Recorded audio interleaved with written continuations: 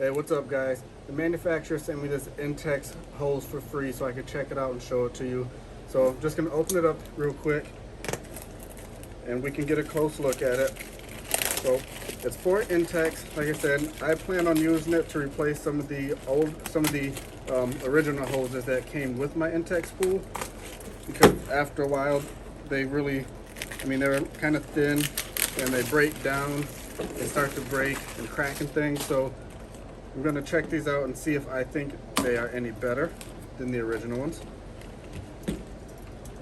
So you can see it came wrapped up in plastic, and one of the first things I want to clarify for you, because when you read the listing, it says that the hose has nuts on both ends, but it didn't really look like it to me, and when it comes packaged it has them both on one side.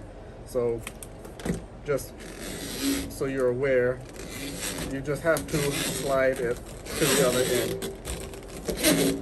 So again, this is almost a 10-foot hose.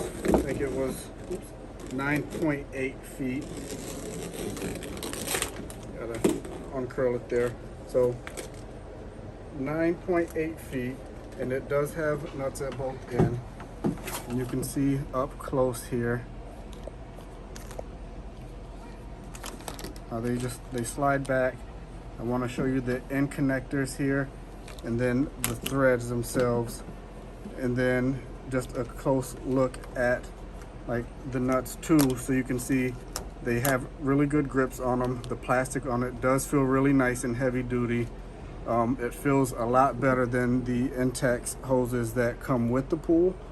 So just again, so you can see the flexibility of them.